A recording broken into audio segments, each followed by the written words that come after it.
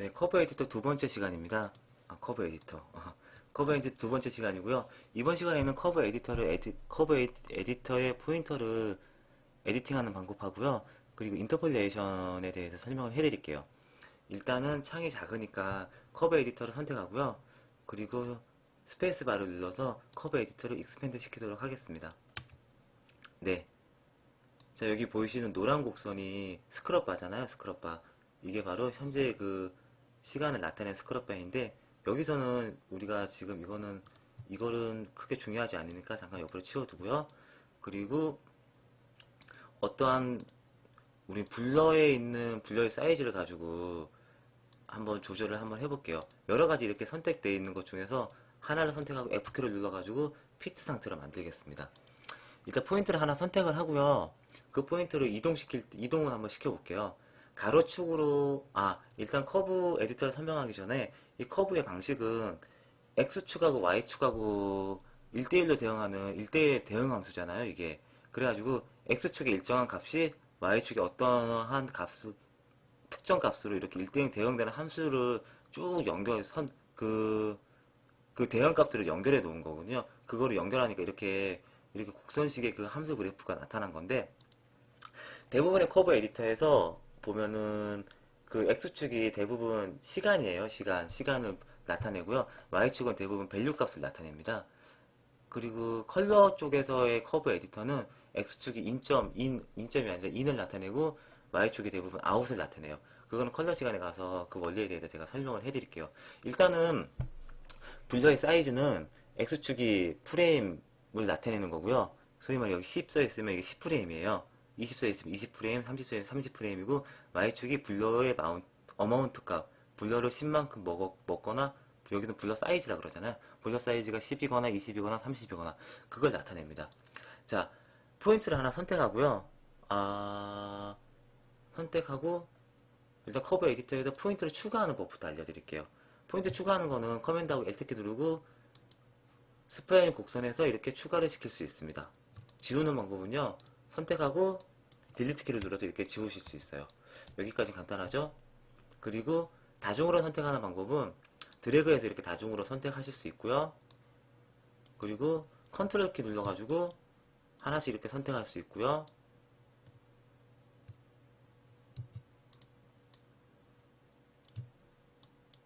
컨트롤 키가 아니라 시프트 키인가봐요. 죄송합니다. 시프트 키 누르고 이렇게 하나씩 이렇게 선택할 수 있습니다. 시프트 키네요. 그런 다음에 가운데 지점에서 오면은 십자키가 가로 세로 다 했을 때 이렇게 가로 세로 이렇게 움직일 수 있고요. 그리고 오른쪽 가로편으로 와서 가로축만 이렇게 움직일 수 있고, 이럴 때는 세로로 움직이지 않습니다. 제가 지금 되게 급하네요. 빨리빨리 하려고. 그리고 그 세로축으로 가면 사살초가 위아래로 바뀌면 세로축만 이렇게 움직일 수 있어요. 그리고 스케일도 이렇게 조절할 수 있고요. 네, 이렇게 조절할 수 있습니다.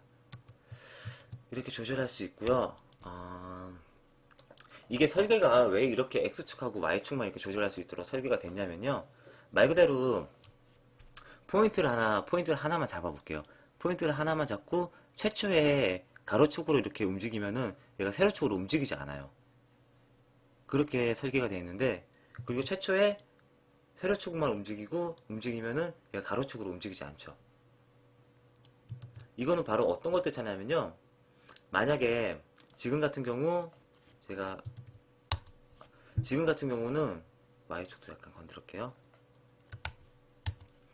여기 보면 X13, Y30이라고 적혀 있죠. X13, Y30. 이건 뭘 뜻하냐면 13프레임에 블러의 사이즈가 30이란 뜻이에요. 근데 제가 만약에 20프레임에 블러의 사이즈 30을 유지하면서 키프레임을 이렇게 변경하고 싶다. 그럼 이렇게 변경하면 바로 이렇게 적용이 되잖아요. 그런 반면에 20프레임 상태 내에서 블러의 사이즈만 조절하고 싶다. 그럼 이렇게 조절할 수가 있는 거예요. 편하게. 그런 식으로 이렇게 설계가 되어 있거든요. 뉴프는. 그런데 그런데 컨트롤 키를 누르고 하시면은 이렇게 마음껏 이렇게 조절하실 수도 있습니다. 제가 방금 보여드렸듯이 포인트 하나 잡으면 이렇게 수치값이 나오는 거를 수치값이 나오니까 여기 마우스 커서에 가서 이렇게 누르면 수치값을 조절할 수 있고요. 그리고 베지어 곡선이 이렇게 있잖아요. 베지어 곡선이 이렇게 있는데 여기 옆에 보시면 베지어의 각도 기울기가 나와요. 그래서 이렇게 각도 기울기도 선택하시면은 수동으로 이렇게 조절하실 수 있습니다.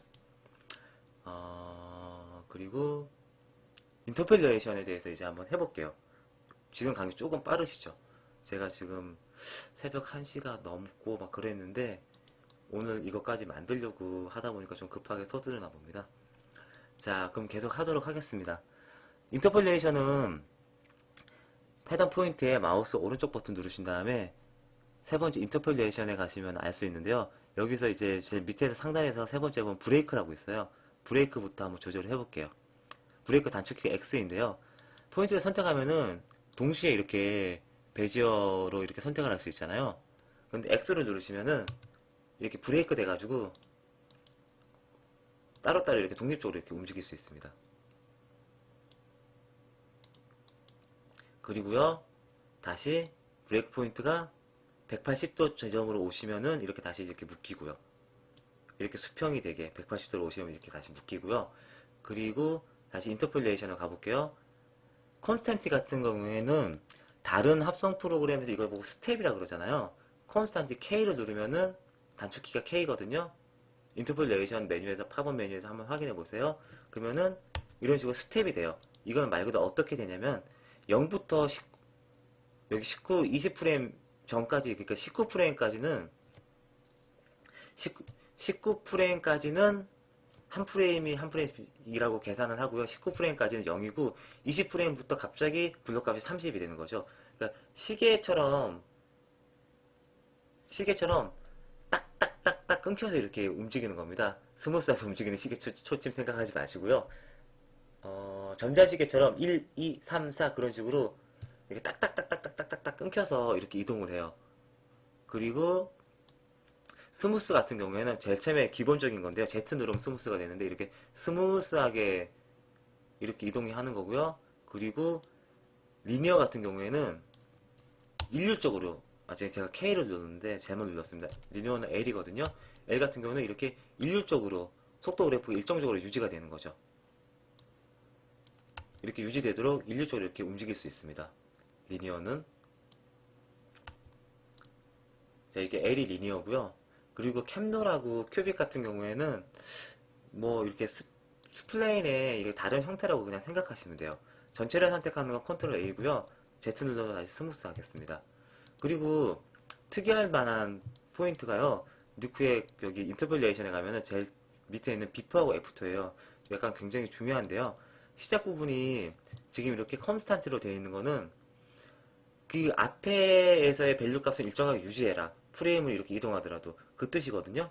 그러니까 한마디로 정지해 있다가 그러니까 운동이 어떤 그 어마운트 값이 있지 않다가 이 프레임 1프레임부터 바로 이렇게 거기에 대한 수치 값이 이렇게 이동이 있는 거잖아요. 그런 식으로 그 프레임을 유지하는 거거든요. 애프터 같은 경우는 동일하고. 근데 만약에 비포 같은 경우를 리니어로 두면은 이 수치 이대로 리니어가 되는 거예요. 한마디로 여기 비포 전에도 그 운동이 일정하게 어떤 운동이 있다는 걸 뜻하는 거죠. 콘스탄트 노드하고는 약간 다른 개념으로. 그래서 이걸 다시 조절할 수가 있어요. 이렇게 조절하다가 여기 수치에서 0을 주면은 리니어로 바뀌죠. 애프터의 경우도 또 동일한 메뉴입니다. 애프터의 경우도 동일한 메뉴이고요. 만약에 리니어를 주면은 애프터에 리니어를 줘야죠. 리니어를 주면 이렇게 돼 있는데 어떤 우리가 키프레임 마지막에도 그 뒤로 시간이 이렇게 이동해도 그 움직임이 계속 유지가 되는 거죠. 그러니까 계속 움직임이 있는 겁니다. 움직임이 있는 걸 뜻하는 거고요. 그 키프레임이 만약에 컨스탄트라면 그 움직임이 거기서 멈추는 거죠. 그걸 뜻합니다. F키 누르겠습니다. 자, 그래가지고 한 개의 그 커브 에디터 내에서 여러 가지의 그 운동을 우리가 제어할 수 있어요. 여기 처음에는 리니어로 이렇게 하고 이 세 개의 키프레임, 두 개의 키프레임은 스무스하게 하고 그리고 마지막 두 개의 키프레임은 스텝으로 주고 이런 식으로 조절할 수가 있는 거죠. 전체를 선택해서 Z 눌러서 스무스하게 만들겠습니다. 그 캡롤 같은 걸 쓸 때 주의할 점이요. 전체를 선택해서 캡롤을 하면은 캡롤 같은 경우에는 바로 이렇게 비포하고 애프터가 이렇게 일정적으로 유지가 돼요. 그래가지고 캡롤 그래프를 유지하면서 하고 싶다면은 캡롤 그래프를 유지하고 싶은데 비포하고 애프터에 유의를 하면서 이렇게 유지를 해야겠죠. 스무스 같은 경우에는 참고로 이렇게 컨스탄트로 운동이 멈추고요. 이렇습니다. 이렇고요. 이지 인아웃을 설명을 해드려야겠죠. 컨트롤 A 리니어 상태에서 생각하면 되게 굉장히 편해요. 이지 인아웃은. 자, 운동이 이렇게 리니어 상태로 어떤 운동이 일정하잖아요. 곡성 상태면은 그 운동이 일정하지 않고 그 곡선의 기울기에 따라서 그 운동이 급격하게 변하거나 느리게 변하거나 그걸 나타내는 거고요. 그런데 우리가 일률적으로 어떤 운동이 차라고 생각하시면 편해요. 차가 처음에 시동을 걸 때는 처음에는 느리게 움직이다가 속도를 계속 내가지고 어느 속도로 거기에 반응하다가 나중에 쓸 때도 서서히 가리면서 딱 쓰잖아요. 그런 것 같은 운동 애니메이션을 주기 위해서는 여기 호리젠털 옵션을 주면 굉장히 편하게 줄 수 있어요. 호리젠털을 누르면은 H를 누르면 호리젠털이거든요. 그럼 이렇게 이지 아웃이 되는 거예요. 이지 아웃. 그 리니어하고 이지 아웃을 보세요. 자, 기울기가 처음에는 더 밑에 있죠. 밑에 있다가 더 느리게 시작했다가 여기 이 부분에서는 더 빠르게 움직이는 거거든요. 느리게 시작했다가 빠르게 움직이는 거고요. 그 반대가 이지인인데 이지인 같은 경우에는 마지막 포인트 잡고 H를 누르면 호리젠탈 되면서 빠르게 움직이다가 나중에 서서히 느리게 이렇게 마지막 포인트로 오는 거죠. 이런 식으로 그 키프레임 인터폴레이션을 조절하실 수 있습니다. 음. 참고로요. 제가 아까 전 시간에 설명을 안 드린 게 있는데 이 세 개의 포인트만 확대해서 보고 싶으면은 마우스 중간 버튼으로 그 세 개의 포인트를 이렇게 드래그 하셔서 보시면 이렇게 확대해서 보실 수 있으세요. 네, 그렇습니다. 커브 에디터의 인터폴레이션은 여기 이 정도 설명해 드리면 될 것 같아요. 궁금하신 점 있으시면요. 음, 질문 게시판에 남겨주시거나 그 밑에 댓글로 알려주시면은 거기에 다시 설명을 해드리도록 하겠습니다.